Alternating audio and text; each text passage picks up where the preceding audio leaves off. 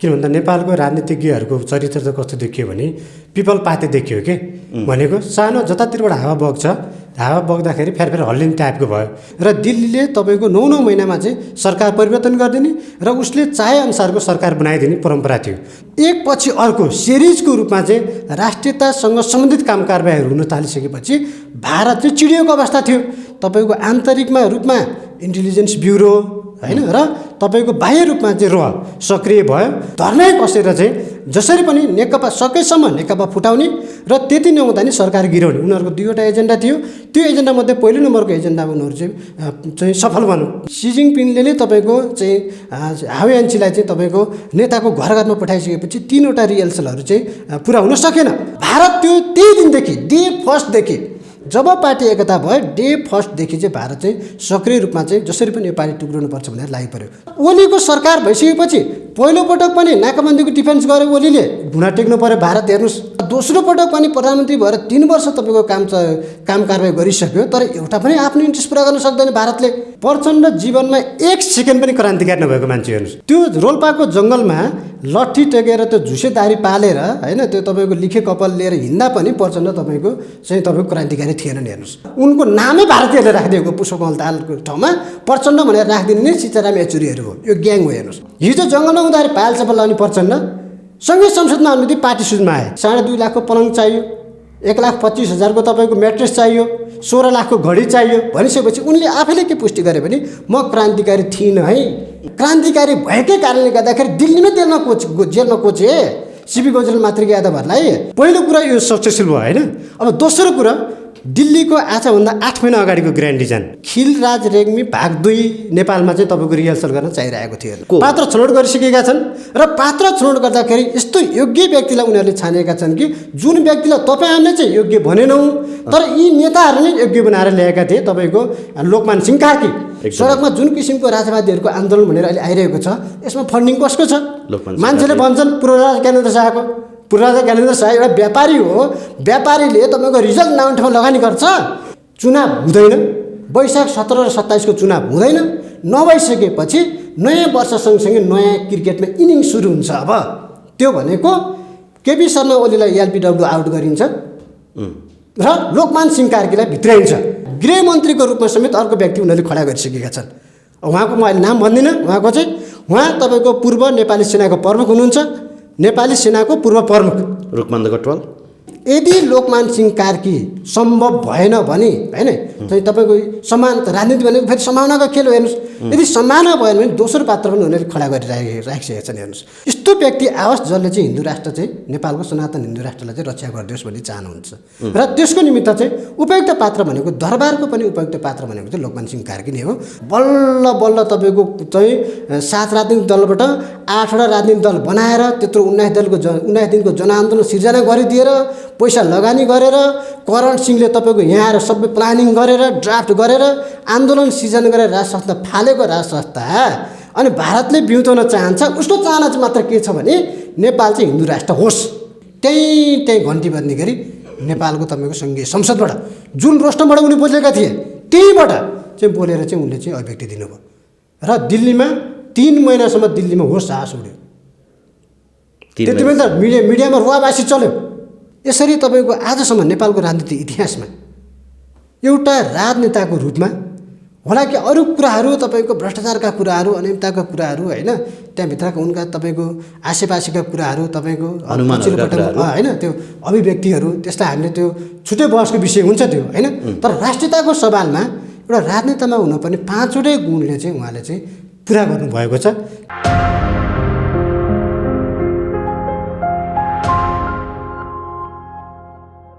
दर्शकबिन नमस्कार।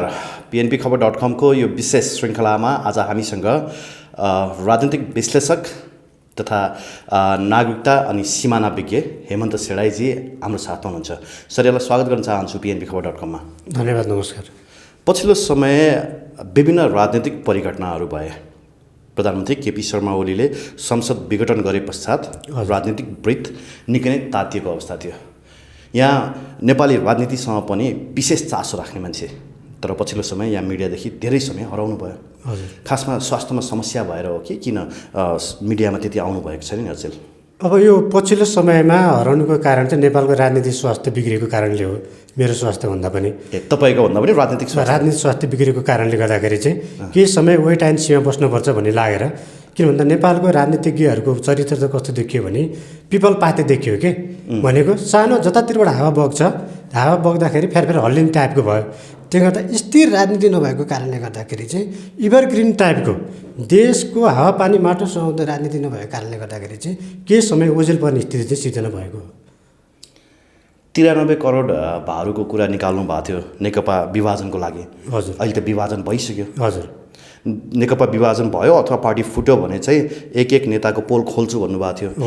धेरै व्यक्तिहरूले चाहिँ खोइ त हेमन्त सेडाई हराए भन्ने खालको पनि जिज्ञासा गरेका छन्।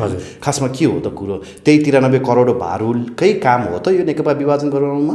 एकदम स्पष्ट के छ भने हिजोदेखि हेर्नुहोस् है, जब चुच्चे नक्सा नेपालले जारी गर्यो होइन, राजनीतिक नक्सा जारी गरिसकेपछि नोभेम्बर 2 भारतले जारी गर्यो। त्यस पछाडि चाहिँ नेपालले जुन किसिमको चुच्चे नक्सा जारी गरिसकेपछि भारतले नेपालप्रति हेर्ने दृष्टिकोण फरक पर्यो। र हिजोको दिनमा के थियो भने नेपालको राजनीति भनेको पोइन्टेड टु द दिल्ली थियो। हेर्नुहोस्, ठ्याक्कै नेपालको राजनीति दिल्लीसँग केन्द्रित हुन्थ्यो र दिल्लीले तपाईँको 9 महिनामा चाहिँ सरकार परिवर्तन गरिदिने र उसले चाहे अनुसारको सरकार बनाइदिने परम्परा थियो। तर पछिल्लो समयमा जब नेपालमा स्थिर सरकार भयो 5 वर्षको होइन, र राष्ट्रवादी छवि बनाएको प्रधानमन्त्री केपी शर्मा ओलीले जुन किसिमको सरकारको नेतृत्व गर्नुभयो र गरिसकेपछि एकपछि अर्को सिरिजको रूपमा चाहिँ राष्ट्रियतासँग सम्बन्धित काम कारबाहीहरू हुन थालिसकेपछि भारत चाहिँ चिडिएको अवस्था थियो। चिडिसकेपछि भारतले अब यो सरकारलाई गिराउनको निमित्त जुनसुकै पनि हत्कण्डा हामीले अपनाउनु पर्छ भनिसकेपछि भारतको तपाईँको आन्तरिकमा रूपमा इन्टेलिजेन्स ब्युरो होइन र तपाईँको बाह्य रूपमा चाहिँ सक्रिय भयो र तपाईँको कोभिड-19कै समयमा पनि नेपालका विभिन्न नेताहरूलाई भेटघाट गर्ने, टेलिफोन संवाद गर्ने होइन, प्लेनै चार्टर गरेर आउने र तपाईँको काभ्रेको डाँडादेखि लिएर झम्सीखेलदेखि लिएर होटल मेरियटसम्म तपाईँको बसेर चाहिँ धर्नै बसेर चाहिँ जसरी पनि नेकपा सकेसम्म नेकपा फुटाउने र त्यति नहुँदा नि सरकार गिराउने उनीहरूको 2वटा एजेन्डा थियो। त्यो एजेन्डामध्ये पहिलो नम्बरको एजेन्डामा उनीहरू चाहिँ सफल बनाउन चाहिँ सफल भए होइन। त्यो एजेन्डा चाहिँ उनीहरूले स्थापित गर्न सफल भएर नेकपा टुक्राइकन छाडे। पहिलोपटक उनीहरू 68 करोड बोकेर आएका थिए। 68 करोड बोकेर आउँदा पनि चाहिँ उत्तरतिरको छिमेकी चाहिँ जुन रूपले सक्रिय भयो, राष्ट्रपतिकै सबै सक्रियतामा हेर्नुहोस् है, राष्ट्रपतिकै आग्रहमा सी जिङपिङलाई फोन गरिसकेपछि सी जिङपिङले तपाईँको चाहिँ हावेयान्चीलाई चाहिँ तपाईँको नेताको घर घरमा पठाइसकेपछि 3वटा रिहर्सलहरू चाहिँ पुरा हुन सकेन र तपाईँको नभइसकेपछि चाहिँ भारत चाहिँ अब हामी जसरी पनि यसमा त्यो 68 करोडमा थपेर भए पनि नेपालका नेताहरू त फेरि किन्न बिक्री हुन्छ नि, तिनीहरू त सजिलै बिक्री हुने। त्यो नेपालले राम्रो, भारतले राम्ररी, दिल्लीले राम्ररी नारी छामेको अवस्था हो। त्यस कारणले गर्दा अब चाहिँ यो स्थिर भएको अवस्थालाई चाहिँ अस्थिर बनाउनको निमित्त चाहिँ हामीले यो 2टा चाहिँ अस्त्र प्रयोग गर्नुपर्छ भनिसकेपछि उनीहरूले पहिलो अस्त्र चाहिँ के गरे भने अब यो तपाईँको एकीकृत पार्टीलाई चाहिँ विभाजन गरिदिने। त्यसको निमित्त चाहिँ जुन तपाईँको हिजो प्रचण्डलाई तपाईँको यो एकीकृत पार्टीमा ल्याउनको निमित्त ओलीले जुन किसिमले भूमिका खेल्नुभयो, किन भन्दा प्रचण्डले सरकार ढाल्नको निमित्त जुन किसिमले पहिला पनि हत्कण्डाहरू अप्नाइरहनु भएको थियो होइन। पहिलोपटक प्रधानमन्त्री हुँदा पनि केपी शर्मा ओलीलाई उहाँले असहयोग गर्नुभयो र सरकार गिराइदिनु भयो। त्यसो हुँदाखेरि प्रचण्डलाई चाहिँ अब त्यसरी बाहिर राखेर होइन कि भित्र ल्याएर अथवा एउटै पार्टीमा ल्याएर अनुशासनको तपाईँको साङ्लोले कसिसकेपछि चाहिँ सरकार स्थिर रूपले अगाडि बढ्न सक्छ। त्यस कारणले गर्दाखेरि पार्टी एकतै गर्नुपर्छ। यो ललिपप प्रचण्डलाई तपाईँको खुवाइसकेपछि हामी 5 वर्ष सरकार चलाउन चाहिँ तपाईँको सक्षम हुन्छौँ भन्ने ओलीको रिडिङ थियो र त्यो रिडिङ अनुसार पार्टी एकता नि गरियो। तर भारत त्यो त्यही दिनदेखि डे फर्स्टदेखि जब पार्टी एकता भयो डे फर्स्टदेखि चाहिँ भारत चाहिँ सक्रिय रूपमा चाहिँ जसरी पनि यो पार्टी टुक्राउनुपर्छ भनेर लागि पर्यो। तर यसकै बिचमा पनि फेरि हेर्नुहोस् है, भारतलाई चिडाउनको निमित्त चिनिया कम्युनिस्ट पार्टी र नेपालको कम्युनिस्ट पार्टीहरू बिच चाहिँ तपाईँको होटल याका नीतिमा तपाईँको 2 दिने सम्मेलनै भयो र चिनिया कम्युनिस्ट पार्टीका नेताहरू आएर प्रशिक्षण दिएर गए। नेपालको कम्युनिस्ट पार्टीका नेताहरूलाई पूर्व प्रधानमन्त्री 4जना त पूर्व प्रधानमन्त्री नै हुनुहुन्थ्यो। झलनाथ खनाल पनि हुनुहुन्थ्यो, माधव कुमार नेपाल हुनुहुन्थ्यो, प्रचण्ड हुनुहुन्थ्यो, केपी शर्मा ओली, 4जना तपाईँको कम्युनिस्ट पार्टीका हस्तीहरूलाई राखेर चाहिँ उनीहरूले प्रशिक्षण दिएर गइसकेपछि भारत झन् सशङ्कित भयो र दिल्लीले चाहिँ अब हामी तपाईँ यो वेट एन्ड सी भन्दा पनि अब डु अर डाईको स्थितिमा छौँ। किन भन्दा हिजोका दिनहरूमा 9 महिनाको सरकार हुँदा पनि भारतले चाहिँ 1, 2, 3टा सिरिजको रूपमा उसको भेस्टेड इन्ट्रेस्ट पुरा गर्थ्यो हेर्नुहोस्। तर ओलीको सरकार भइसकेपछि पहिलोपटक पनि नाकाबन्दीको डिफेन्स गर्यो ओलीले, घुँडा टेक्नु पर्यो भारत हेर्नुहोस्। त्यो तपाईँको इक छँदै थियो भारतलाई त्यो तपाईँको उसले त्यो रेसिपी सानो छँदै थियो। दोस्रो पटक पनि प्रधानमन्त्री भएर 3 वर्ष तपाईँको काम कारबाही गरिसक्यो, तर एउटा पनि आफ्नो इन्ट्रेस्ट पुरा गर्न सक्दैन भारतले, सकिरहेको अवस्था थिएन होइन। ओलीले डिनाइ गरेको अवस्था थियो भनिसकेपछि उल्टो हो तपाईँको नक्सा सार्वजनिक गरेर विश्व तपाईँको मिडियामा समेत तरङ्गित बनाइदियो र भारतमा त तपाईँको स्याल हुँदै भयो होइन। भारतका मिडियाहरू त तपाईँको छटपटाटै भयो। त्यस कारणले गर्दाखेरि चाहिँ आज यो अवस्था आउनुको पछाडि चाहिँ जुन किसिमको पछिल्लो कदममा चाहिँ ओलीको देखियो राष्ट्रवादी कदम, त्यसको परिणामको रूपमा चाहिँ यो कदम चाहिँ आएको छ। र जस्तो म यहाँ अलिकति जोड्न के चाहन्छु भने ओलीले चुच्चे नक्सा निकाल्नु चाहिँ दोस्रो भयो। त्योभन्दा अगाडि चाहिँ चिनिया कम्युनिस्ट पार्टी र नेपाल कम्युनिस्ट पार्टीको प्रशिक्षण पनि एउटा प्रमुख भारतलाई चिड्याउने कुरा थियो होइन। यो दुईवटा कुरा भइसके पछाडि नेपालको भनौँ 2/3 सरकार जसरी पनि गिराउनुपर्छ, यो गिराएन भने यिनीहरूले चुच्चे नक्सा त जारी गरे, नागरिकता विधेयक पनि जारी गर्न सक्छन् यिनीहरूले। त्यो अर्को इन्ट्रेस्टको विषय थियो भारतको होइन। त्यो हिसाबले भारतले तपाईँले अघि भने जस्तै इन्टेलिजेन्स ब्युरो र रले चाहिँ प्रचण्ड नेपाल खेमालाई एक किसिमले उचालिरहेको थियो। त्यो 93 करोड चाहिँ त्यता परिचालन गरिरहेको थियो हजुर। र तर पछिल्लो समय फेरि के देखा पर्यो भने केपी ओली स्वयं फेरि भारततिर ढल्किदिनु भयो हजुर, प्रचण्डहरूलाई तलाउँछु भनेर। भनेपछि यहाँ भारतको डबल रोल देखा पर्यो हो। यहाँनिर के भयो भने यो अवस्थामा चाहिँ फेरि के भयो भने अब प्रचण्ड भनेको जीवनमा हेर्नुहोस् है, प्रचण्ड जीवनमा 1 सेकेन्ड पनि क्रान्तिकारी नभएको मान्छे हेर्नुहोस्। तपाईँलाई अचम्म लाग्नसक्छ, तपाईँको दर्शकलाई पनि अचम्म लाग्नसक्छ। त्यो रोल्पाको जङ्गलमा लट्ठी टेकेर त्यो झुसेदारी पालेर होइन, त्यो तपाईँको लिखे कपाल लिएर हिँड्दा पनि प्रचण्ड तपाईँको क्रान्तिकारी थिएनन् हेर्नुहोस्। र जब त्यसपछि जब भारतले अङ्कुश ल्याएर दिल्ली पुर्यायो, सीताराम येचुरी, एके डोभाल होइन, तपाईँको मेहता होइन र एसटी मुनिहरूले नि प्रचण्डलाई क्रान्तिकारी बनाइदिएका हुन् हेर्नुहोस्। र उनको नामै भारतीयहरूले राखिदिएको पुष्पकमल दाहालको ठाउँमा प्रचण्ड भनेर राखिदिने नै सीताराम येचुरीहरू हो। यो ग्याङ हो हेर्नुहोस्, त्यो स्पष्ट हुनुपर्छ हामी त्यही त। र सीताराम येचुरी आफै के हो भने फेरि जल माफिया हो हेर्नुहोस् है। उहाँ आफै के हो फेरि भारतीय कम्युनिस्ट पार्टी मार्क्सवादीको नेता पनि हो, अहिले महासचिव पनि हुनुहुन्छ। नेपालमा पटक आइरहनुहुन्छ, प्रशिक्षण पनि दिइरहनुहुन्छ आएर नेपालका नेताहरूलाई होइन। विभिन्न समारोहमा भाग पनि लिनुहुन्छ। तर उहाँ आफै के हो भने जल माफिया हो। र नेपालमा जति पनि भारतीय कम्पनीहरू तपाईँको नेपालको नदीनालाहरू हत्याएका छन्, त्यहाँ उहाँको कतै न कतै रूपमा सेयर छ, लगानी छ। त्यही भएर त्यस्तो किसिमको माफियाको तपाईँको पन्जामा परिसकेपछि र तपाईँको 10 वर्ष जनयुद्ध समाप्त भइसकेपछि जब 64 सालको निर्वाचनमा पहिलोपटक तपाईँको निर्वाचित भएर प्रधानमन्त्री भइसकेपछि प्रचण्डले आफैलाई के तपाईँ पुष्टि गरे भने म क्रान्तिकारी होइन भन्ने कुरा चाहिँ उनले त्यहाँ पुष्टि गरेका छन्। के भन्दा उनी पायल चप्पलबाट एकैचोटि पार्टी सुजमा आए हेर्नुहोस्। हिजो जङ्गलमा हुँदाखेरि पायल चप्पल लाउने प्रचण्ड सँगै संसदमा आउनु पार्टी सुजमा आए। त्यति मात्र होइन, उनले आफ्ना तपाईँको जति पनि माननीयहरू भए त्यतिखेर सभासदहरू भए सबैलाई तपाईँको खरानी कलरको कोट प्यान्ट लाउन हुबी जारी गरेका छन् त्यतिखेर, र सबैले खरानी कलरको कोट प्यान्ट लगाएका छन् हेर्नुहोस् है।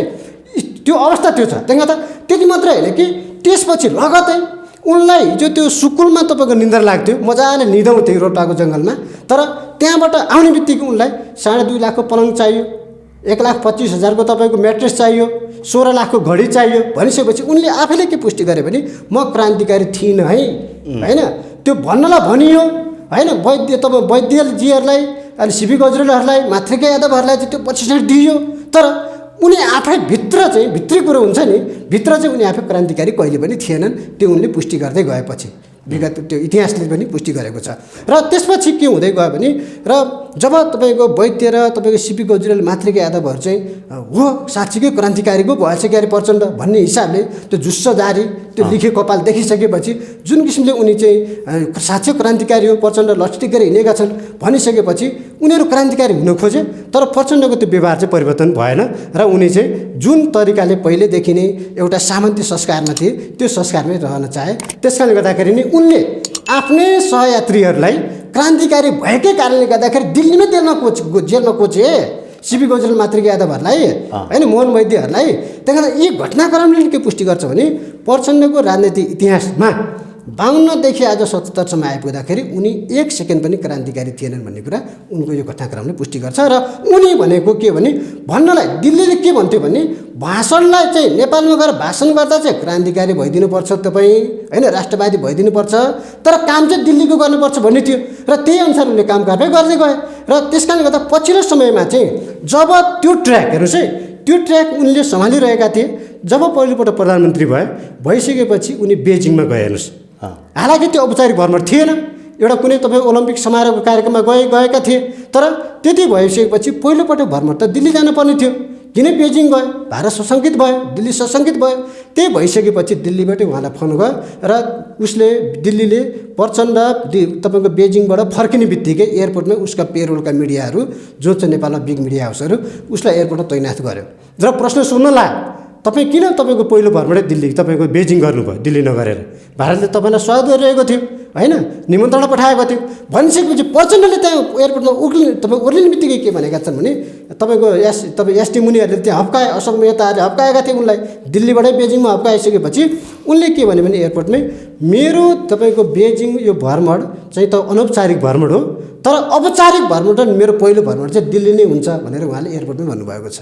त्यहाँबाट यसले पनि यो घटनाहरूले के पुष्टि गर्छ भने प्रचण्ड भन्ने मान्छे चाहिँ तपाईँ भोलाटाइल प्रवृत्तिको मान्छे र व्यक्तिको लागि, पार्टीको लागि होइन, देशको लागि होइन, व्यक्ति र परिवार आफ्नो नातागोताको लागि चाहिँ जुनसुकै पनि सेक्रिफाइस गर्न सक्ने मान्छे चाहिँ प्रचण्ड हो भन्ने कुरा चाहिँ यो कुराले पुष्टि गर्छ। त्यस पछाडि अब प्रचण्डलाई चाहिँ तपाईँको नत्थी लाएर राख्न चाहिँ सकिएन भन्ने होइन चाहिँ यो मान्छेले चाहिँ जतिखेर पनि आफ्नो रूप परिवर्तन गर्न सक्छ, अमिबा जसरी अमिबाले रूप परिवर्तन गरिरहन्छ नि, त्यस्तै चाहिँ यो मान्छेले रूप परिवर्तन गरिरहन सक्छ भनिसकेपछि दिल्लीले अङ्कुश लाउन थाल्यो उसलाई र प्रत्यक्ष निगरानीमा राखिसकेपछि चाहिँ यी घटनाक्रमहरू चाहिँ पछिल्ला घटनाक्रमहरू चाहिँ आएको देखिन्छ।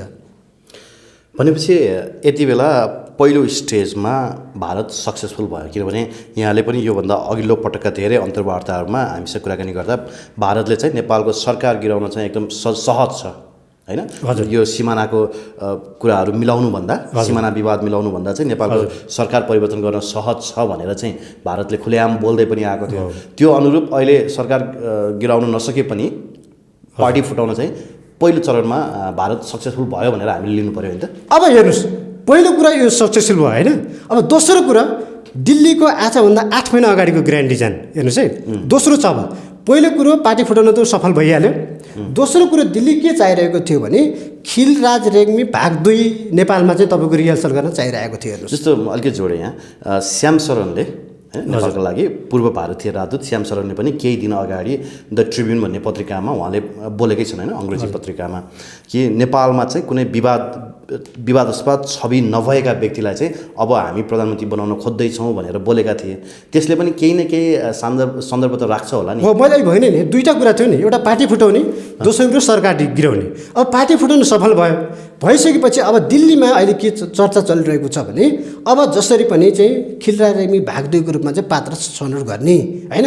त्यसको निमित्त उनीहरूले 2 जना पात्र छनौट गरिसकेका छन्। हेर्नुहोस्, पात्र छनौट गरिसकेका छन् र पात्र छनौट गर्दाखेरि यस्तो योग्य व्यक्तिलाई उनीहरूले छानेका छन् कि जुन व्यक्तिलाई तपाईँहरूले चाहिँ योग्य भनेनौँ, तर यी नेताहरू नै योग्य बनाएर ल्याएका थिए। तपाईँको लोकमान सिंह कार्कीलाई तपाईँको अब खिलराज रेग्मी भाग 2 को रूपमा मन्त्री परिषदको अध्यक्षको रूपमा उहाँलाई ल्याउने।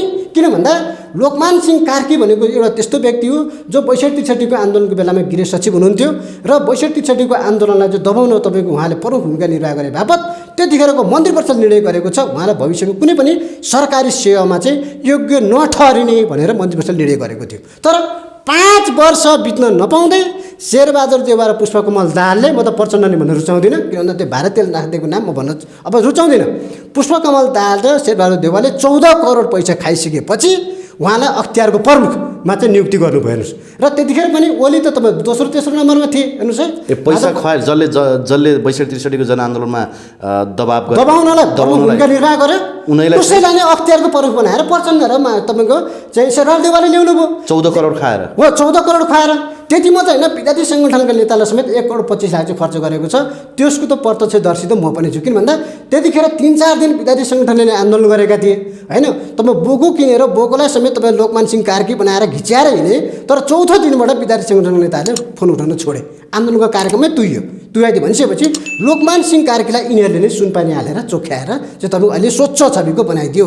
त्यस कारणले गर्दा अब नेपालीले नै मानेको होइन, नेपालीले नि त्यत्रो संवैधानिक अङ्गको प्रमुख बनाएको होइन, त्यसपछि अख्तियारको प्रमुख बनाएको व्यक्ति लोकमान सिंह कार्की आज तपाईँको उहाँले जुन किसिमले अहिले गतिविधि सुस्पष्ट ढङ्गले बाहिर पर्दा पछाडिबाट गरिरहनु भएको छ नि, सडकमा जुन किसिमको राजवादीहरूको आन्दोलन भनेर अहिले आइरहेको छ, यसमा फन्डिङ कसको छ? मान्छेले भन्छन् पूर्वराजा ज्ञानेन्द्र शाहको।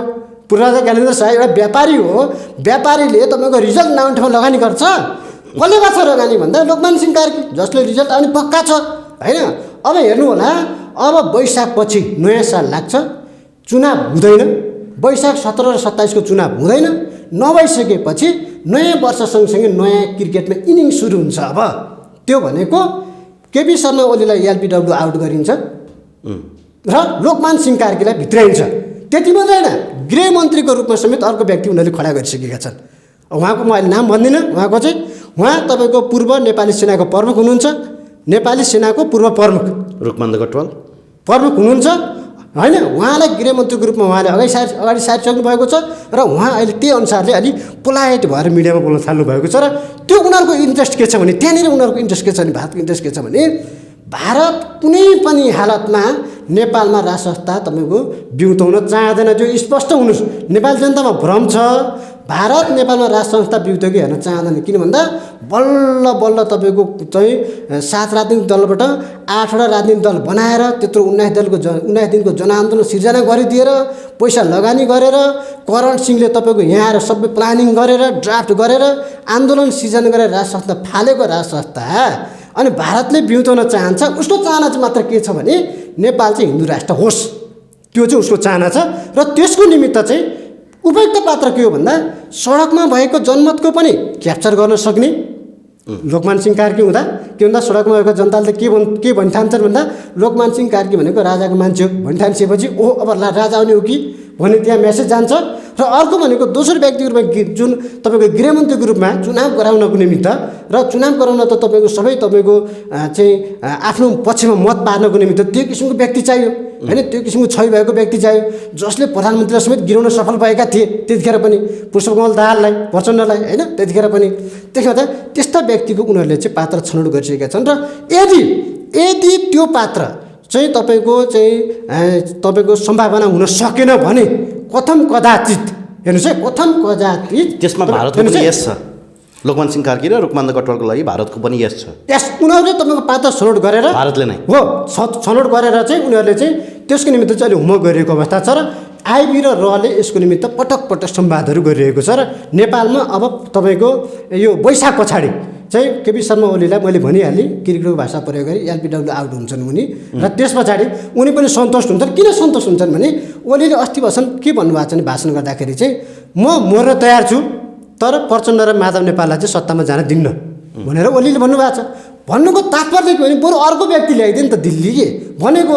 अब दिल्ली तयार भएर बसिसक्यो भनिसकेपछि अब कुरा मिट भइसक्यो र अब दिल्लीलाई पनि यो कुरा गर्न चाहिँ सहज भएको छ। र अब माघको 1 र 2 गते जुन परराष्ट्र मन्त्री, नेपालको परराष्ट्र मन्त्री र भारतीय परराष्ट्र मन्त्री एस जयशङ्कर बीच वार्ता हुँदैछ होइन, त्यसमा चाहिँ चुच्चे नक्साको कुरा चाहिँ पहिलो प्राथमिकता भनिएको छ। तर त्यो कुरा हुँदैन त्यहाँनिर होइन। कुरा चाहिँ के हुन्छ भने लोकमान सिंह कार्कीको विषयमा कुरा हुन्छ र वैशाखसम्म थामिदिने भारतले, र त्यस पछाडि चाहिँ ओलीले पनि 4 वर्ष लगभग खाइहाल्नुहुन्छ होइन। बाँकी 1 वर्ष चाहिँ चुनावी सरकारको रूपमा चाहिँ लोकमान सिंह कार्की आउनुहुन्छ, चुनाव गराउनुहुन्छ र उहाँले त फेरि बोलेर नै चुनाव गराउनुहुन्छ, त्यो टाइपको मान्छे उहाँ चाहिँ फेरि। तर तपाईँहरू फेरि हल्ला के फिजाइरहनु भएको छ भने मिडियाको साथीहरूले फेरि कता कता त्यो प्राडा सराडा मान्छेहरू ल्याएर चाहिँ प्रधानमन्त्री बनाउने भनेर तपाईँहरू फेरि त्यो कुरा गर्नुहुन्छ। त्यसैले हामीले कुराकानी गर्दाखेरि विश्लेषकहरूले के भन्नुभएको थियो भने विवादास्पद छवि नभएको जोसुकै व्यक्ति भए नि हुन्छ, नारायणमान बिजुक्से भए पनि हुन्छ अथवा सुरेन्द्र केसी भए पनि हुन्छ भन्ने कुरो मात्रै हो होइन। नारायणमान बिजुक्से त यो मामलामा उनी अगाडि नै बढ्दैनन् होइन।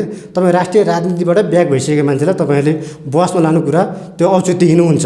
दोस्रो कुरो भनेको हामीले के बुझ्नुपर्छ भने यो लेभलको व्यक्तिले के बुझ्नुपर्छ भने चाहिँ तपाईँको त्यो चक डस्टर समातेर लट्ठी लिएर क्लासमा गएको जमाना छैन। हेर्नुहोस् अहिले मार्करको जमानाबाट पनि अगाडि बढेर प्रोजेक्टरको जमाना, अहिले ई क्लासको जमाना आइसक्यो। त्यसले गर्दा ती व्यक्तिहरू त्यो तपाईँको त्यति अगाडिका व्यक्तिहरूले चाहिँ राज्य सत्तालाई पहिलो कुरो बुझेका छैनन् होइन।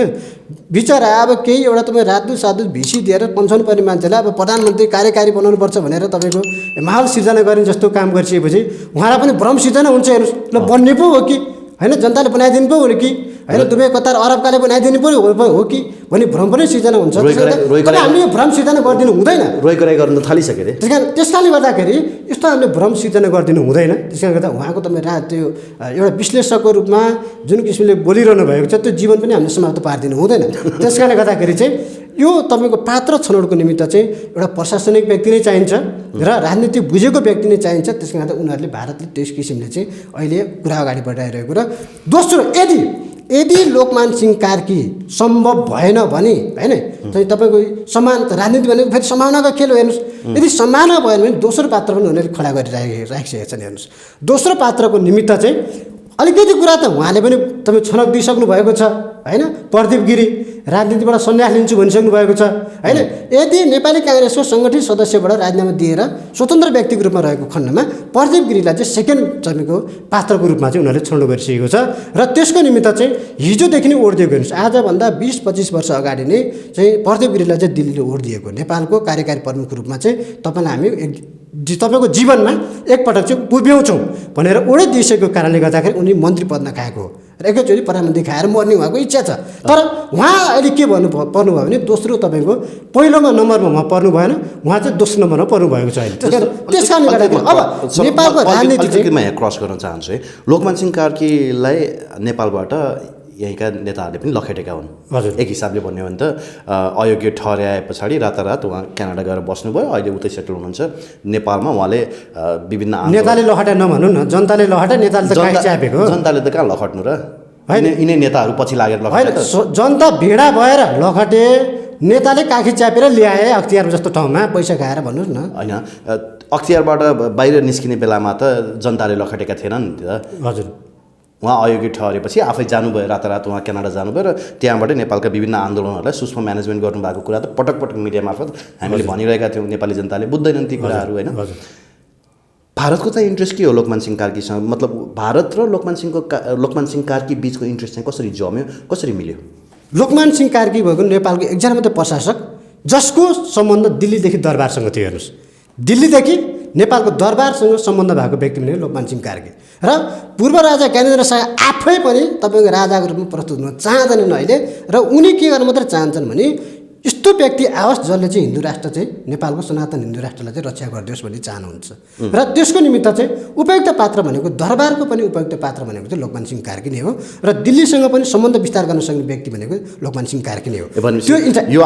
यो आन्दोलन पनि जसरी राजावादीहरूको आन्दोलन उठिरहेको छ हिन्दू राष्ट्र र राज संस्थाको पक्षमा, त्यो आन्दोलनलाई पनि एउटा म्यानेज गर्न सक्ने र नेपालमा हिन्दू राष्ट्र कायम गराउन पनि सक्ने उपयुक्त पात्रको रूपमा चाहिँ लोकमान सिंह कार्कीलाई छानियो हो। र त्यति मात्र होइन, हिन्दू राष्ट्रको सम्बन्धमा माहौल सिर्जना गरिदिनु पर्न सक्ने र त्यति मात्र होइन कि तपाईँको चुनावी माहौल तपाईँको खडा गर्नको निमित्त पनि उनले चाहिँ हिजो जुन किसिमले काम कारबाही गरे त्यो काम कारबाही हेर्दाखेरि उनको रिजल्ट हेर्दाखेरि चाहिँ उनले त्यो सक्सेसफुल भूमिका निर्वाह गर्न सक्ने। त्यस कारणले गर्दाखेरि पात्रहरू खोज्ने क्रममा चाहिँ दिल्ली त्यहाँ गएर चाहिँ ठोकिन पुगेको अहिले स्पष्ट देखिन्छ। त्यस कारणले गर्दा अब हामीले के बुझ्नुपर्छ भने अब पछिल्लो समयमा जब तपाईँको बेजिङको तपाईँको एउटा टिम आयो, उपमन्त्री सहितको टिम आयो, प्लेनै चार्टर गरेर तपाईँको सी जिनपिङकै थाहा निर्देशनमा नेपालको समस्या समाधान गर्न निम्ति आयो। तर उनीहरू पहिलोपटक बेजिङ हारेर गयो। हेर्नुहोस्,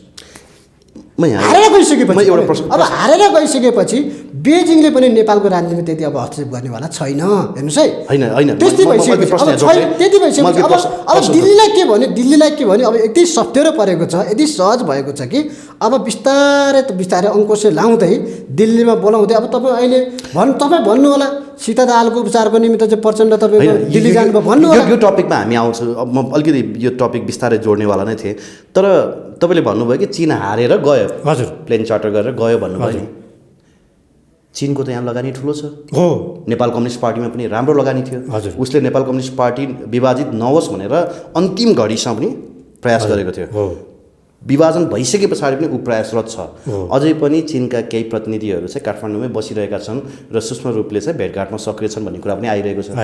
र अर्को कुरा, चीनको नेपालमा फन्डिङ ठुलो छ होइन। अहिले तराई क्षेत्रमा जाने हो भने भारतको भन्दा बेसी लगानी चीनको छ। हजुर, सहजै छोड्ला चीनले हो नेताहरूलाई। हो, यसमा के छ भने यसमा अब के छ भने चीनले अन्तिम पर्दा चीनले पनि आफ्नो तपाईँ एक्सन चाहिँ प्रस्तुत गर्छ। किन भन्दा कम्युनिस्ट पार्टी हो होइन, कम्युनिस्ट पार्टीको तपाईँ मुलुक भएको कारणले गर्दाखेरि र उसको चाहिँ तराईमा मात्र होइन पाहाडमा पनि तपाईँको ठुलो इन्भेस्टमेन्ट छ। पाहाड त खाइ नै सक्यो, हिमाल र पाहाड खाइ नै सकेको छ। त्यस कारण तराईमा पनि अहिले भारतको भन्दा बेसी लगानी। अवस्था के छ भने दिल्ली पाहाडतिर उक्लिँदै गएको छ, बेजिङ तराईतिर झर्दै गएको अवस्था छ। हेर्नुहोस् है, त्यति मात्रै यो त होइन, अस्ति तपाईँको भर्खरै केही एउटा- काठमाडौँको केन्द्र हेर्नुहोस् न, काठमाडौँको केन्द्र मुटु समेत न्युरोड तपाईँको भारतीयले खाइसक्यो, माडवारीहरूले खाइसक्यो र तपाईँको ठमेल बजार चाहिँ तपाईँको चाइनिजहरूले खाइसकेको अवस्था छ।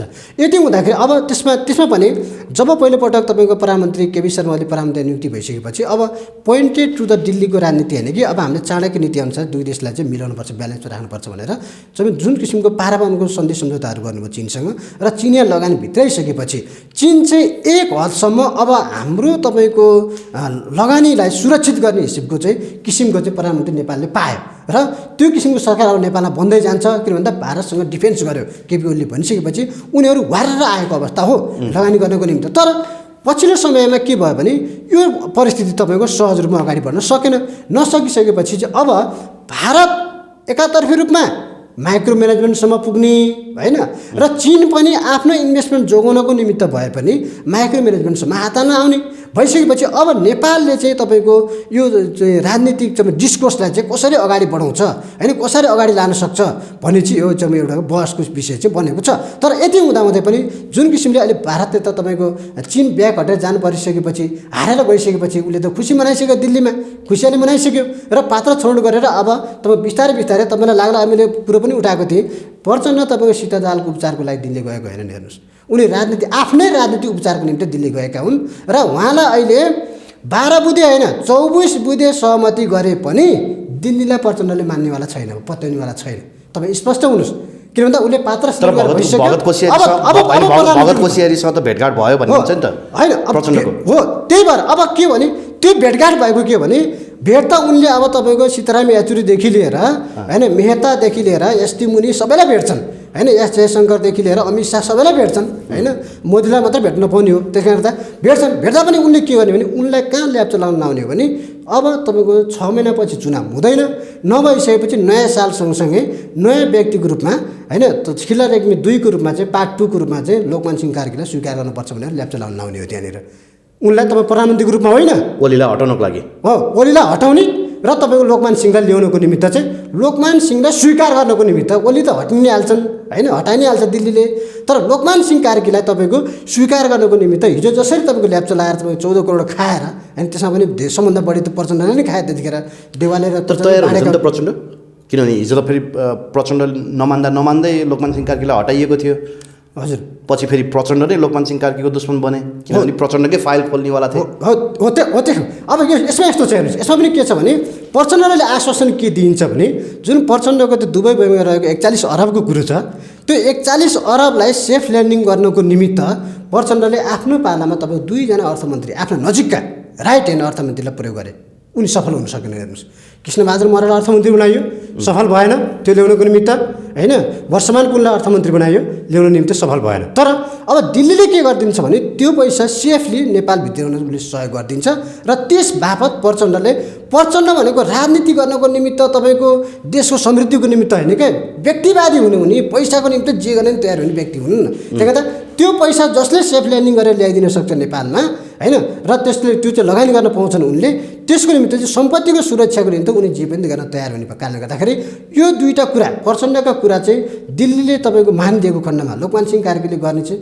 सहमति गरेको खण्डमा चाहिँ उनी सहर्ष स्वीकार गर्न फेरि तयार हुन्छन् र यो तपाईँको खेला ठ्याक्कै क्लोज भइहाल्छ।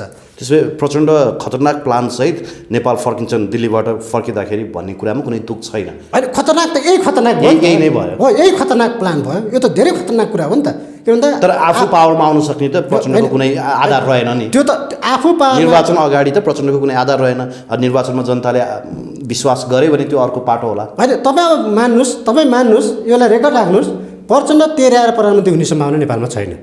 प्रचण्ड दोहोऱ्याएर भए तेस्रो पटक नेपालमा प्रधानमन्त्री हुने सम्भावना प्रचण्डको छैन।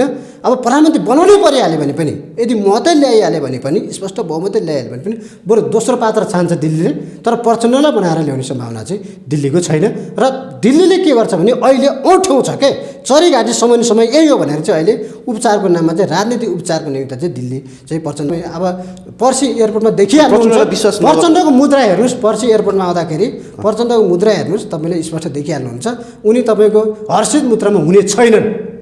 अबको दिनमा राजनीतिक रूपले हर्षित मुद्रामा प्रचण्ड हुनेवाला छैन। प्रचण्डलाई दिल्लीले विश्वास नगर्नुको कारण के हो? यो जुन चाइनासँग चाहिँ बेसी सम्बन्ध प्रचण्डले बढाए भन्ने कुराले हो कि अथवा केपी ओलीलाई तलाउन सकेन भन्ने हिसाबले हो? अन्तिम मोमेन्टसम्म पनि जस्तो हामीसँग के विश्लेषकले भन्दा चाहिँ अन्तिम मोमेन्टसम्म पनि भारतले प्रचण्डलाई चान्स चाहिँ दिएको थियो है, तिमीहरू पार्टी फुटाऊ नत्र भए हामी केही एक्सनमा जान्छौँ भनेर दिल्लीले त पटक पटक दबाब त दिएको थियो अरे। त्यो दिल्लीको चाहिँ इन्ट्रेस्टमा काम गर्न नसके पछाडि प्रचण्ड चाहिँ विश्वास पात्र बन्न नसकेका हुन्। दुईवटा कुरो छ यसमा। पहिलो कुरो बेजिङ भ्रमण गर्नुभयो, त्यो पहिलो कुरो छ होइन। दोस्रो कुरो भनेको जब छोरीलाई जिताउनुको निमित्त नेपाली काङ्ग्रेससँग झन्डै गाँसेर चुनावमा लड्नुभयो होइन, छोरीलाई जिताउनु भयो। त्यस पछाडि आफू जित्नुको निमित्त वामगठबन्धन भारतले चाहनै थिएन। हेर्नुहोस्, भारतको चाहना ओलीसँग मिलेर वामगठबन्धन भएर, किन भन्दा भारत त ओलीसँग त्यतिखेर तपाईँको डिफेन्स लिनेवाला थियो, तर प्रचण्ड सिधै ओलीसँग मिलेर तपाईँको जब वामगठबन्धन गर्नुभयो होइन, ओलीलाई प्रधानमन्त्री बनाउन सहयोग गर्नुभयो र त्यसपछि पार्टीको अध्यक्ष सुप्रिम समेत ओलीलाई बनाइसकेपछि र पार्टी एकता समेत गरिसकेपछि चाहिँ दिल्ली चाहिँ तपाईँ रुष्ट भएको अवस्था हो। त्यसले गर्दा दिल्ली के चाहन्थ्यो भने प्रचण्ड र ओली कहिले पनि नमिलोस् अथवा प्रचण्डको पार्टी छुट्टै रहिरहोस् होइन, धर्मराई रहोस् सानो ठुलो जस्तो भए पनि, र तपाईँ नेपाली काङ्ग्रेस भन्ने अर्को शक्तिको रूपमा रहोस् र नेकपाको एमालेको हिसाबले चाहिँ नेकपा एमाले एउटा पार्टीको रूपमा रहिरहोस्। त्यसो हुँदा के हुन्थ्यो भने तिनतिरै खेल्न दिल्लीलाई सजिलो हुन्थ्यो। तर अहिले के भयो भने ठुलो कम्युनिस्ट पार्टीको रूपमा चाहिँ नेकपा भइसकेपछि र प्रचण्डले ओलीलाई साथ दिइसकेपछि तपाईँको त्यतिखेर के थियो भने जब भारतलाई घुँडा टिकाइसकेपछि ओलीलाई कमजोर पार्नुपर्ने अवस्थामा प्रचण्डले ओलीलाई बलियो बनाउन सहयोग गरिसकेपछि भारतको ओली तपाईँको प्रचण्डप्रतिको रिस चाहिँ त्यही नै हो। त्यसले गर्दा त्यो रिस भारतले अहिले पनि तपाईँको त्यो रेकर्डमा राखेको छ र त्यो रिस तपाईँको चाहिँ बदला लिन चाहिँ भारत चाहन्छ। त्यस कारणले गर्दाखेरि नि भारतको तेस्रो इनिङ तपाईँ प्रचण्डलाई तेस्रो इनिङ हुने दिने सम्भावना चाहिँ छँदै छैन अब नेपालको राजनीतिमा। ओके, अलिकति कुरा मोडौँ। भारतले नेपालको राजनीतिमा डबल टेबल रोल खेल्यो। हजुर, केपी ओलीले भारतको सहारा लिए।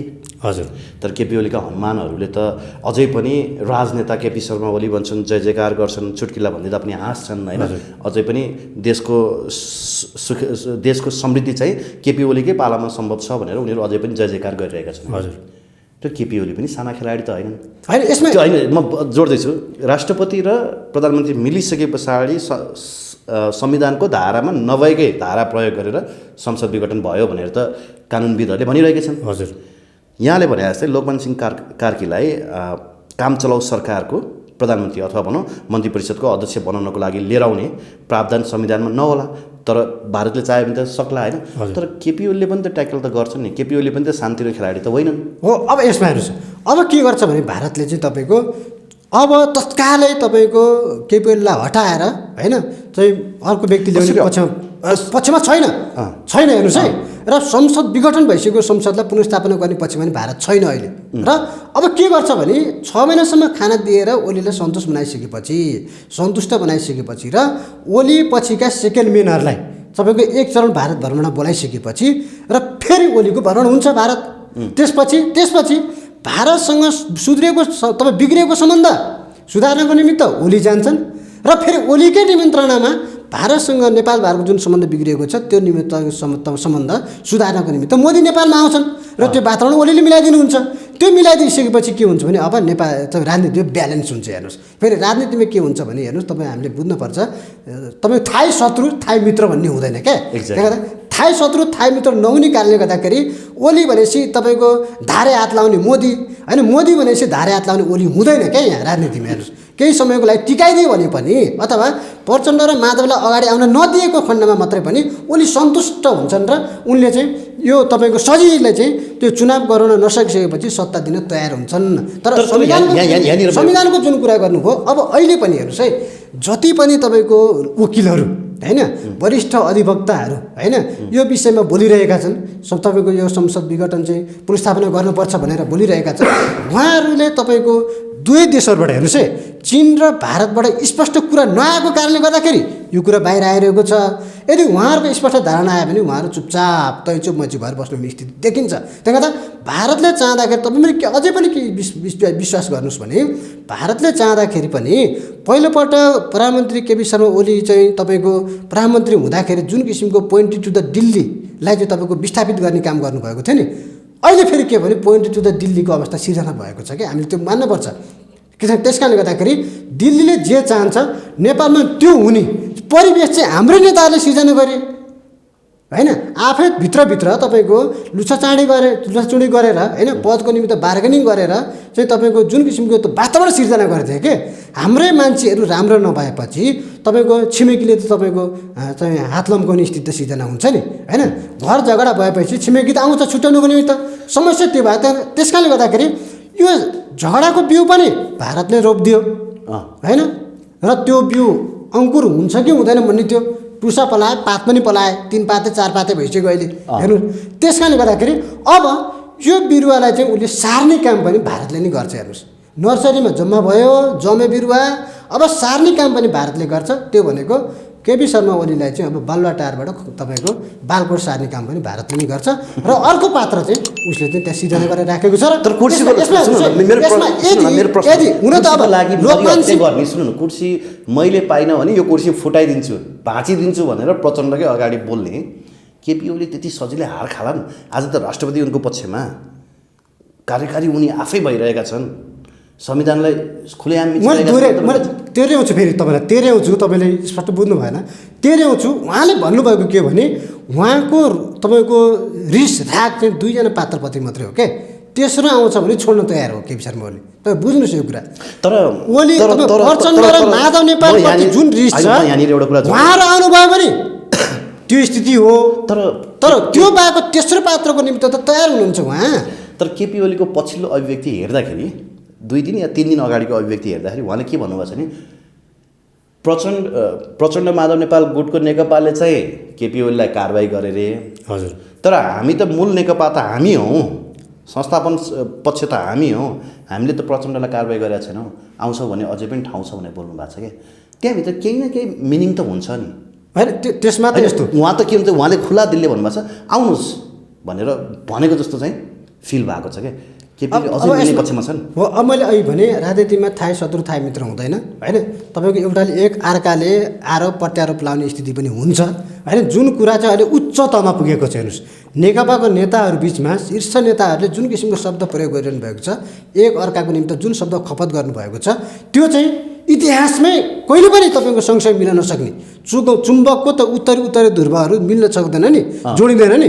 त्यो किसिमको शब्दहरू खर्च गरेर चाहिँ उहाँहरूले एक अर्कालाई चाहिँ गाली आरोप प्रत्यारोप गरिरहनु भएको छ। तर भोलि फेरि 2टा टाउको जोडियो भने त फेरि बाध्य गरेर मिल्नुपर्छ। यति हुँदाहुँदै पनि हेर्नुहोस् है, यति हुँदाहुँदै पनि त्यो चुम्बकको 2टा ध्रुव तपाईँको विकर्षण हुँदाहुँदै पनि अर्को एउटा शक्तिले दिल्लीले फेरि फ्याट्ट उल्टा आएर चाहिँ तपाईँको उत्तर र दक्षिण बनाइदियो भने त फेरि फ्याट्ट जोडी पनि हाल्छ होइन। त्यस कारणले गर्दा त्यो सम्भावना नभएको नि होइन। तर तत्कालकै अवस्थामा हेर्नुहोस् है, तत्काल चाहिँ त्यो सम्भावना देखिँदैन। त्यस कारणले गर्दाखेरि चाहिँ अहिले फेरि त्यो तपाईँको हदमा पुर्याउन फेरि दिल्ली आफै चाहँदैन फेरि, किनभने पात्र सिर्जना गरेर राखिसकेको छ।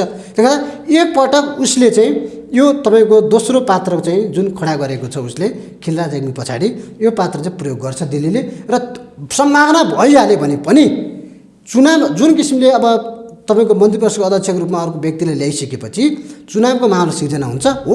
त्यति बेला चाहिँ फेरि अथवा प्रचण्ड र नेपाली काङ्ग्रेसको मिल्ने सम्भावना, चुनावी गठबन्धन हुने सम्भावना, अथवा चाइनाले अलिकति प्रेसर गर्यो भने फेरि प्रचण्ड र माधव तपाईँको यिनीहरू नै ओलीहरू नै मिलेर चुनावी गठबन्धन गर्ने सम्भावना, अथवा मधेससँग मिलेर गठबन्धन गर्ने सम्भावना हुन्छ। तर त्यसको निमित्त पनि इन्डियाले आफ्नो भेस्टेड इन्ट्रेस्ट पुरा गर्न चाहन्छ र त्यसको निमित्त एक एकजना पात्र सिलेक्ट गर्दै दिल्लीमा लाँदै साइन गराउँदै होइन, तमसुक गराउने भन्छ नि हो, त्यो तमसुक गराउँदै फिर्ता पठाइसकेपछि राजी भइसकेपछि त्यो सम्भावना रहन्छ। र त्यसको लागि चाहिँ अहिले तत्कालै तपाईँ हामीले ओलीले भन्दैमा अथवा प्रचण्डले भन्दैमा अथवा वामदेव गौतम म मिलाउँछु भनेर लाग्दैमा तत्कालै मिलिहाल्ने सम्भावना चाहिँ देखिँदैन। यो प्रसङ्गमा ठ्याक्कै एउटा प्रसङ्ग अर्को के जोड्न चाहन्छु भने जस्तो महाकाली सन्धि गर्दा बखत वामदेव गौतम सिपी मैनालीहरू पार्टी फुटेर जानुभयो होइन, विभाजित भएर माले बनेर उता जानुभयो। तर पछि वामदेव गौतमलाई फेरि गृहमन्त्री बनाएर दिल्लीमा लगेर यहाँले भने जस्तै पछि फेरि ल्याप्चे लगाएर भन्ने कुरा सुन्यो कि यो सत्य हो? यस्तो हो नेपालको राजनीतिमा हेर्नुहोस्, तपाईँको कि डु कि डाई हो, कि देशको लागि गर होइन, गर्न सक्दैनौ भने मर, स्थिति त्यो हेर्नुहोस्। त्यो भनेको के हो भने देशको लागि चाहिँ कुरा गर्ने हो, काम गर्ने हो नै। फेरि हेर्नुहोस् दिल्लीले त्यही स्कुलिङ छ, दिल्लीको स्कुलिङ देशको लागि चाहिँ राष्ट्रवादी भएर बोलिदेऊ, भाषण गरिदिने हो क्या देशको लागि चाहिँ, तर काम चाहिँ दिल्लीको लागि गरिदिने हो। जब मदन भण्डारीले देशको लागि तपाईँको बोल्नु पनि भयो, काम पनि गर्ने तपाईँको सिनेरियो सिर्जना गर्नुभयो, स्थिति के भयो तपाईँले बुझिएको छ। त्यसले गर्दा त्यो तपाईँको चाहिँ तपाईँको ढ्याङ्ग्रो ठोकाइ हुन्छ नि, बेला बेलामा बामदेव जसङ पारिरहने कारणले गर्दाखेरि चाहिँ उनी तपाईँको दिल्लीमा गएर शरण लिएपछि पछि उनले भनेअनुसारको चाहिँ उनले काम पद पनि पाए होइन, र तपाईँ राजनीतिक रूपमा पनि तपाईँको मन्त्री, तपाईँको गृहमन्त्री जस्तो पद पनि उनले चाहिँ हत्याउन सफल भए। तर यति हुँदा पनि के छ भने अब अहिले पछिल्लो समयमा चाहिँ बागमतीको पुलमुनि धेरै पानी बगिसक्यो हेर्नुहोस्, र त्यो बेलाको अवस्था अहिले छैन। अहिले नभइसकेपछि अब त्यो ठ्याक्कै तपाईँको एकल हिसाबले चाहिँ तपाईँको तानेर होइन, त्यो तपाईँ जनमत नभएको चाहिँ सिर्जना नभएको र तपाईँको राष्ट्रिय राजनीतिमा तपाईँको जसले तपाईँ प्रभाव पार्न सक्दैन ती व्यक्तिहरूलाई नै तपाईँको छानेर लगेर चाहिँ अब यिनीहरूबाट त्यो सम्भावना अब दिल्लीको भेस्टेड इन्ट्रेस्ट पुरा गर्न सकिन्छ भन्ने दिल्लीले सोचेको छैन। र दिल्लीले के गर्छ चाहन्छ भने जहिले पनि जुन चाहिँ व्यक्तिको पछाडि होइन केही शक्ति हुन्छ, रहिरहन्छ र सम्भावना बोकेको र जनताले पनि पत्याएको त्यस्तो व्यक्तिलाई चाहिँ उसले चाहिँ यो किसिमको तमसुकहरू गर्ने गरेको छ। र अहिले चाहिँ छानेको पात्रहरूमा यिनै पात्रहरू नै अहिले जुन राष्ट्रिय राजनीति देखिएका छन्, यी 2-3 पात्रहरू नै हो।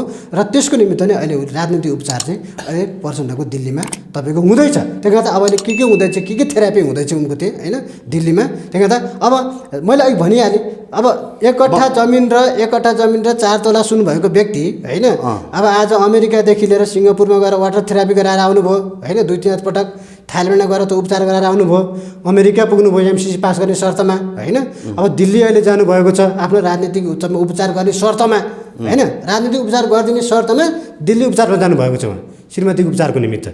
2टा उपचार छ, तपाईँ एउटा तीरले दोहोरो शिकार छ यहाँनिर। त्यस कारणले गर्दाखेरि हामीले के बुझ्नुपर्छ भने अब नेपालको राष्ट्रिय राजनीति भनेको फेरि घुमिफिरी एउटा युगको अन्त्य भएर ब्यालेन्सको युगमा गएको थियो, पोइन्टेड टु द दिल्ली चाहिँ को अन्त्य भएर ब्यालेन्समा गएको थियो है, भनेको मतलब बेजिङ र दिल्लीलाई बराबर हिसाबले हेर्ने स्थितिमा पुगेको थियो। तर फेरि घुमिफिरी के भयो, घुमिफिरी रुम्जाटार भने जस्तो दिल्लीमै गएर तपाईँको साँचो त्यही पुग्यो अहिले पनि। यसको निचोड म अलिकति पछाडि आउँछु, तर यति बेला एउटा प्रसङ्ग नजोडी नहुने जस्तो छ।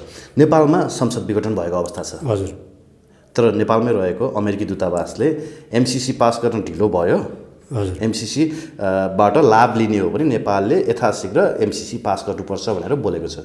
हजुर, यी 2टा बिचको सम्बन्ध के हो? किनभने संसद विघटन भएको अवस्था छ, तर अमेरिका चाहन्छ संसदबाट चाहिँ एमसिसी अनुमोदन होस् भन्ने पनि चाहन्छ। हजुर, कि त अमेरिकी दूतावासलाई संसद विघटन भएको थाहा नहुनु पर्यो होइन, कि त एमसिसी चाहिँ अब 2/3 संसदले अनुमोदन गर्नु नपर्ने भएको हुनु पर्यो। खासमा के हो कुरो? हो अब यसमा के हुन्छ भने संसदबाट एमसिसी पास गर्नलाई पटक पटक अमेरिकाले प्रयास गर्यो, प्रयास गर्दा पनि त्यो सत्ताभित्रको पार्टीमा विवाद सिर्जना भयो र प्रतिपक्षमा नि केही नेताहरूले बोले र अरू साना राजनीतिक दलहरूले पनि सडकमा तपाईँको नाराबाजीका कुराहरू स्वरहरू सुनिन थालिसकेपछि अब अमेरिका चाहिँ एक स्टेप रिट्रिट भएको हो कि भन्ने चाहिँ देखिन्छ।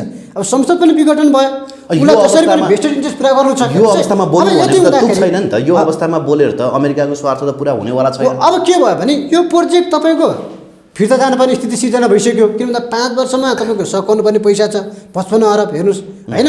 तर त्यो 5 वर्षमा सकिएन भने त अथवा 5 वर्षको निम्ति जुन किसिमले उनीहरूले योजना बनाएका छन्, पहिलो वर्ष यति खर्च गर्ने होइन, यो मितिदेखि यहाँसम्म लगानी गर्ने होइन, जुन किसिमको योजना छ त्यो योजना अनुसार चल्न सकेन भने त फेरि उसको भेस्टेड इन्ट्रेस्ट पुरा हुँदैन होइन। नेपालमा जुन किसिमले उसले प्लेग्राउन्ड बनाउन खोजिरहेको छ, प्रयोगशालाको रूपमा प्रयोग गर्न खोजिरहेको छ र तपाईँको उदाउँदो शक्ति तपाईँ चीनलाई घेर्ने र भारतलाई हेर्ने जुन रणनीति अनुसार आएको छ, यो पुरा गर्न नसकिसकेपछि र संसद विघटन पनि भइसकेपछि अब संसदबाट नभए पनि मन्त्री परिषदबाट निर्णय गराएर भए पनि एमसिसी पास गराउन चाहिँ ऊ लागि परेको देखिन्छ। त्यसले अब के हो भने अब संसदबाट विघटन भइसकेको अवस्थामा र तपाईँको राजनीति चाहिँ तपाईँको डिस्कोर्स चाहिँ अलिकति लामो समयमा लिने भयो अब यसले होइन, एकदमै लामो हुन्छ। अब चुनावको समय तोकिसक्यो, 1-1.5 वर्ष त गइसक्यो होइन, वैशाखसम्म त्यो गइसक्यो। दोस्रो तपाईँको आउन पनि 1-1.5 महिनाको समय लिन्छ, त्यसपछि चुनावी सरकार हो, त्यो चुनाव त सम्पन्न गर्न पर्यो, त्यसले अर्को समय लिन्छ। त्यस स्थानीय तहको चुनाव गर्नु पऱ्यो, फेरि राष्ट्रिय चुनावभन्दा आम चुनावभन्दा पनि। त्यसो हुँदाखेरि फेरि 1-1.5 वर्ष हान्ने भइसकेपछि अब मन्त्री कहाँ फेरि के भइरहेको छ भने नुवाकोट लगायतका जिल्लाहरूमा चाहिँ मुआवजा दिने काम पनि भइरहेको छ यो बिचमा पनि होइन। तपाईँको होटल एकान यतिमा एउटा फ्ल्याटै लिएर काम कारबार सुरु गरिरहेको छ 69 जना कर्मचारीले हेर्नुहोस्। त्यसले गर्दाखेरि अब के गर्दैछ भने अब यो पछि पास गराउने गरी पछि संसद तपाईँको चाहिँ चुनाव भएर तपाईँको होइन प्रतिनिधि सभा तपाईँको भइसकेपछि त्यसरी पास गराउने गरी पनि होइन अहिले चाहिँ मन्त्री परिषदबाट निर्णय गराएर भए पनि होइन एमसिसी पास गर्ने सामान्य निर्णय गराएर भए पनि जसरी पनि एमसिसी पास गर्नको निम्ति चाहिँ अमेरिका लागु परेको छ। किन भन्दा यहाँनिर के देखिन्छ भने पछिल्लो समयमा हामीले पटक पटक भन्दै आइरहेको ओलीले जुन किसिमले काम कारबाही गरिरहनु भएको थियो। अब जस्तो यहाँनिर मैले जोड्न खोजेको एउटा कुरा चाहिँ के हो भने नि एमसिसीको पक्षमा खास हो चाहिँ को केपी ओली हो कि प्रचण्ड हो? तपाईँले अघि भन्नुभयो सीता दाहालको उपचारको लागि अमेरिका जाँदाखेरि प्रचण्डले एमसिसीको लागि स्वीकृति दिए भन्ने कुरा हो, तर बिहारै थाती राखेको फेरि केपी ओलीले हो। हजुर, भनेपछि एमसिसीको पक्षमा एक्ज्याक्ट हो चाहिँ को नेकपाको दुई अध्यक्षमा? होइन अहिले एमसिसीको पक्षमा नेपालको तपाईँको राजनीतिक दलको मेन स्ट्रिमको नेता हेर्नुहुन्छ भने सम्पूर्ण नेपाल एमसिसीको पक्षमा छ। हेर्नुहोस् सम्पूर्ण नेताहरू मेन स्ट्रिमका नेताहरू चाहिँ शेरबहादुर देउवा, केपी शर्मा ओली, प्रचण्डहरू तपाईँको देखाउनको निमित्त एउटा कुरा हो होइन।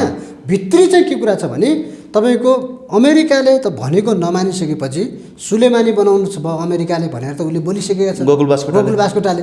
अनि त्यो त झल्झली आएको छ नि, त्यसले त ट्याङ ट्याङ गरिरहेको छ। केपी ओली चाहिँ फेरि एमसिसी विरोधी हो भनेर यहाँ केही मान्छेहरूले भन्छन् नि त। हो त्यस कारण त उहाँ त लागिपर्नु भएको छ त एमसिसी पास गराउनुको निमित्त।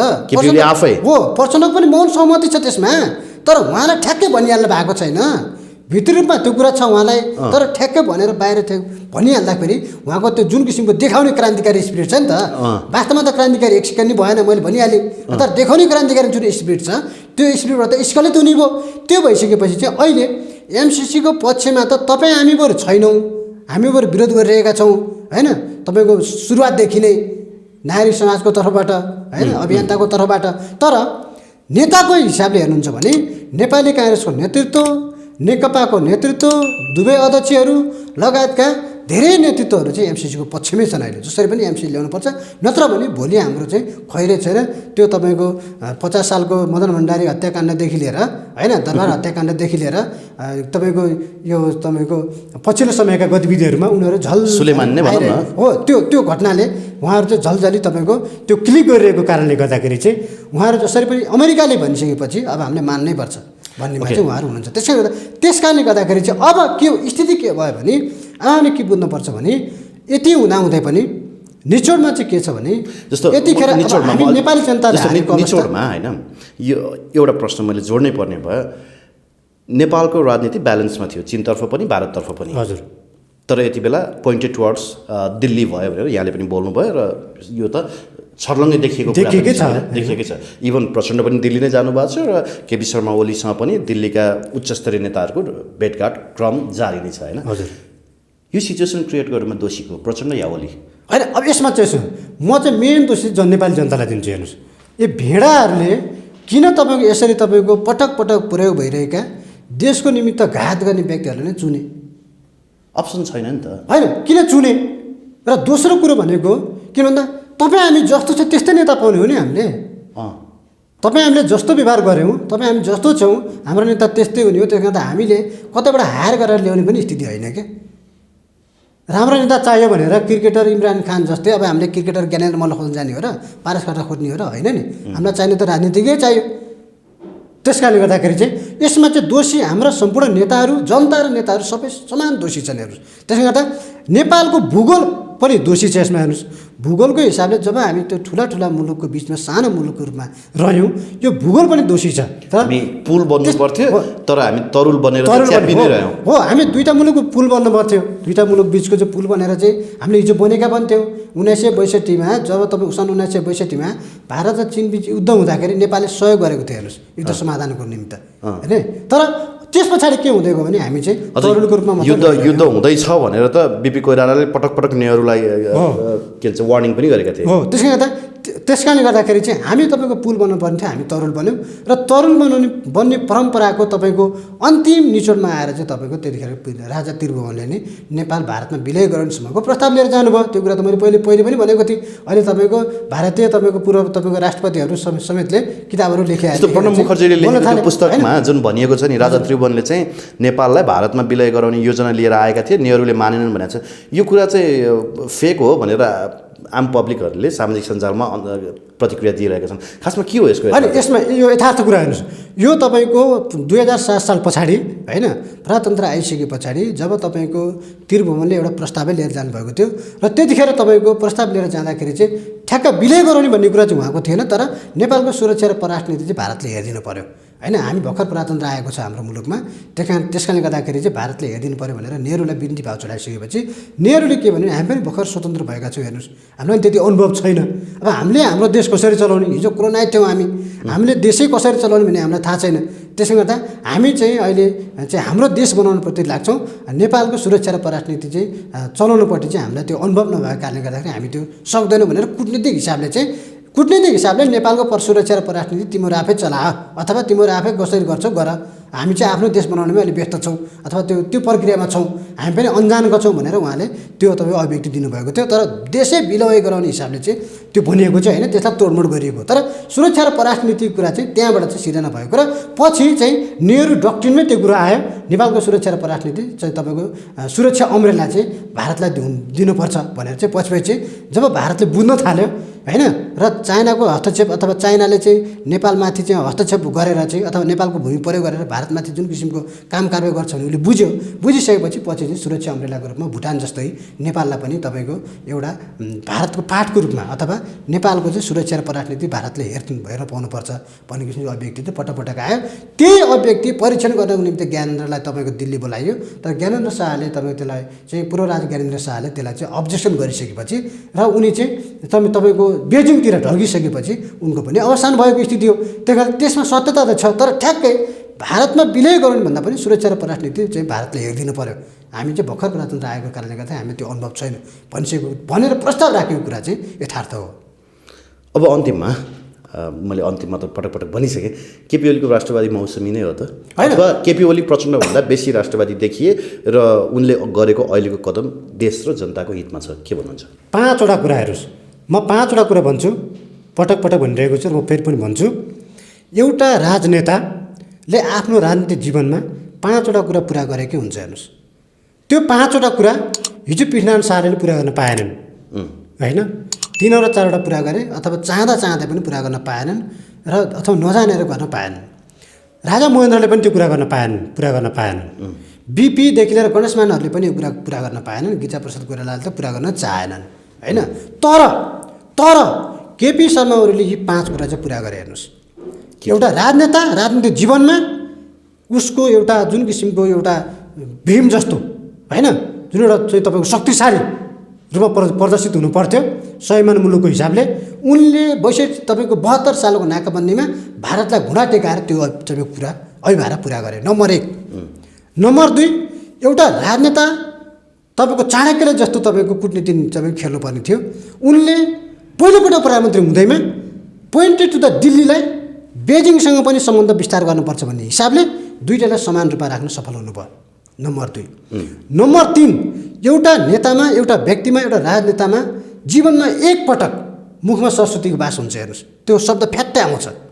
त्यो कुरा सङ्घीय संसदमा पहिलोपटक तपाईँको त्यतिखेर तपाईँको हाम्रो संविधान सभा थियो, त्यतिखेर नरेन्द्र मोदी आएर तपाईँ 28 सेकेन्ड नेपाली भाषामा बोल्नुभएको थियो। नेपालका सबै नेताहरूले ढ्याप तपाईँको ताली बजाएका थिए नेपाली भाषामा बोलेपछि। तर त्यही सङ्घीय संसदमा संविधान बनिसकेपछि त्यही उभिएर दोस्रो पटक प्रधानमन्त्री हुँदाखेरि केपी शर्मा ओलीले सिंहमेव जयते हो कि सत्यमेव जयते हो भनेर नरेन्द्र मोदीलाई राम्ररी सुन्ने गरी त्यहीँ घन्टी बज्ने गरी नेपालको तपाईँको सङ्घीय संसदबाट जुन रोस्टमबाट उनी बोलेका थिए त्यहीबाट चाहिँ बोलेर चाहिँ उनले चाहिँ अभिव्यक्ति दिनुभयो र दिल्लीमा 3 महिनासम्म दिल्लीमा होस हाँस उड्यो। त्यति बेला त मिडियामा रुवाबासी चल्यो, सिरिज बन्यो, मिडियामा सिरिज बन्यो। तेस्रो काम उहाँले यो गर्नुभयो। चौथो काम भनेको यसरी तपाईँको इन्डिया भारतलाई चाहिँ उहाँले चाहिँ आफ्नो एउटा शक्ति प्रदर्शन गरेर चाहिँ एउटा तपाईँको सरस्वतीको बास भन्ने हुन्छ नि, त्यो ठ्याक्कै उहाँले त्यो सत्यमेव जयते र सिंहमेव जयते ठ्याक्कै त्यो तपाईँ उहाँले सम्झेर गएको कुरा होइन। हेर्नुहोस्, फ्याट्ट आयो क्या त्यो कुरा, जस कारणले गर्दाखेरि उनले चाहिँ भारतलाई चाहिँ तपाईँको ड्यासिङ दिन सफल हुनुभयो। हेर्नुहोस्, र अर्को भनेको तपाईँको एउटा राजनेतामा, तपाईँको एउटा व्यक्तिमा, एउटा मानव भनेको तपाईँमा पनि ममा पनि आधा देव आधा दानव अथवा अलिअलि देव अलिअलि दानव मिलेर बनेको हुन्छ मानव हेर्नुहोस्। ममा पनि देवको गुण नै छ दानवको गुण नै छ। तर कुन गुण कतिखेर हाबी हुन्छ भन्ने कुरा चाहिँ तपाईँको त्यो समय परिस्थितिले त्यो किटान गर्छ। तर जब तपाईँको प्रचण्डलाई त्यसरी तपाईँको झन्डा गाँसेर काङ्ग्रेससँग मिल्न गएको प्रचण्डलाई समेत कम्युनिस्टहरू एकताबद्ध भएर सरकार चलाउँ, ठुलो पार्टी निर्माण गरौँ भनेर एउटै सिरानी गरेर सुत्न दिइसकेपछि पनि हेर्नुहोस् है, एउटै सिरानी गरेर सुत्न दिइयो, कार्यकारी अध्यक्ष बनाइयो। तर त्यसपछि नि खुट्टा भएको हुने तपाईँको जाडो महिनामा कटकटेको जाडोमा ब्ल्याङ्केट खोसेर एक्लै ताप्न तपाईँ ओढ्न खोज्ने भइसकेपछि दानवको गुण अलिकति हाबी गरेर भुवाक्क लात्र हालेर भैमा खोसाल्ने स्थिति होइन हेर्नुहोस् प्रचण्डलाई होइन। त्यो गुण पनि उनले पुरा गरे। हेर्नुहोस् चौथो पाँचौँ गुण भनेको चाहिँ एउटा राजनेता चाहिँ तपाईँको जहिले पनि जनताप्रति वफादार हुन्छ। हेर्नुहोस् जनता जनार्दन हो। अहिले पनि संसद विघटन गर्नुको मुख्य कारण भनेको प्रधानमन्त्री ओलीज्यूले चाहिँ के गर्नुभएको भने ल पार्टी फुटाएर गयो तिमीहरू होइन, मलाई कारवाही गर्ने र तपाईँको राष्ट्रपतिको नयाँ व्यक्तिलाई होइन सर्प पाल्ने व्यक्ति के अरे सर्प खेती गर्न लागेका व्यक्तिलाई समेत राष्ट्रपतिको नाममा तपाईँको सिफारिस गरेर पाल्न त उनले 72 करोडको एडाकोन्डा पाल्न थालेका थिए कि पाइथन पाल्न थालेका थिए कि अब काँचुली पाल्थे त्यो देखिन्छ भोलि काँचुली मात्रै हो कि त्यो होइन। तर उहाँलाई समेत तपाईँको एउटा राजनीतिबाट ब्याग हटेर ल म सामान्य जीवन बिताउँछु भनेर बसेको व्यक्तिलाई समेत होइन तपाईँको उचालेर राष्ट्रपति बनाउँछु भनेर सिफारिस गरेर होइन त्यस्तो गरिसकेको चाहिँ अवस्थामा पनि उहाँले चाहिँ संसद विघटन गरेर चाहिँ के गरिदिनु भयो भने अब तिमीहरू कतातिर लाग्छौ तर म चाहिँ जनतातिर लाग्छु भनेर ताजा जनादेशमा जान खोज्नुभयो होइन। ताजा जनादेशमा जानु जनतामा जानु त राम्रो कुरो हो नि त। एउटा लोयल नेता त जनतामा जान्छ नि, प्रजातान्त्रिक नर्म्स हो, प्रजातान्त्रिक नर्म्स हो। एउटा नेता एउटा राजनेता जनतामा जान्छ। हेर्नुहोस् जनताले तपाईँको जे गरे पनि स्वीकार गर्छ। भोलि ठुलो पार्टी बनाउला, 2/3 नै पुर्याउला अथवा 2 सिटमा तपाईँको ठेगान लगाइदिएला, तर जाने त जनतामा हो। एक्ज्याक्टली। तर उहाँ जनतामा जान चाहनुभयो, तर प्रचण्ड दिल्ली जान चाहनुभयो। अनि तपाईँ भन्नुहोस् यी 5वटा कुरा अभिभारा जुन एउटा राजनेतामा हुनुपर्ने गुण ओलीले पुरा गरेन, तर अरूले त त्यसलाई त तपाईँको स्वीकार गर्न पनि चाहेनन्। त्यस कारणले गर्दाखेरि त्यसलाई पालना गर्ने कुरा त छोडिदिनुहोस् न, त्यतापट्टि ढल्किने चेष्टा पनि गरेनन्। त्यस कारणले गर्दाखेरि चाहिँ म चाहिँ अन्तिममा पनि के भन्छु भने यसरी तपाईँको आजसम्म नेपालको राजनीतिक इतिहासमा एउटा राजनेताको रूपमा होला कि अरू कुराहरू तपाईँको भ्रष्टाचारका कुराहरू अनियमितताका कुराहरू होइन त्यहाँभित्रका उनका तपाईँको आसेपासेका कुराहरू तपाईँको होइन त्यो अभिव्यक्तिहरू त्यसलाई हामीले त्यो छुट्टै बहसको विषय हुन्छ त्यो होइन। तर राष्ट्रियताको सवालमा एउटा राजनेतामा हुनुपर्ने 5वटै गुणले चाहिँ उहाँले चाहिँ पुरा गर्नुभएको छ।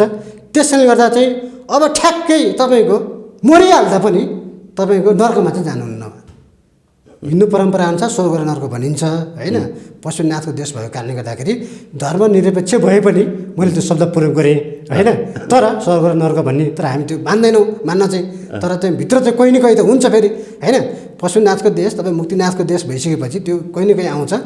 त्यस कारणले गर्दाखेरि फेरि हामी बुद्धको देश शान्तिको देश होइन। त्यस कारणले गर्दाखेरि चाहिँ अब ठ्याक्कै मरिहाल्यो भने पनि ओली चाहिँ तपाईँको नर्कमा जानुहुन्न स्वर्गमा जानुहुन्छ। तर अरू चाहिँ जो काम गर्नै पाएनन्, काम गर्नै चाहेनन्, जसले अभिभारा लिनै चाहेनन् होइन, थाहा हुँदा पनि लिएनन्, हुँदाहुँदै पनि लिएनन्, त यिनीहरू चाहिँ तपाईँको त्यही बिचमै स्वर्ग नर्कका बिचमै तपाईँको अड्केर बस्ने स्थिति हो। हस् सेडाईजी, निकै महत्त्वपूर्ण अन्तर्वार्ता भयो, धन्यवाद दिन चाहन्छु यहाँलाई। धन्यवाद, नमस्कार।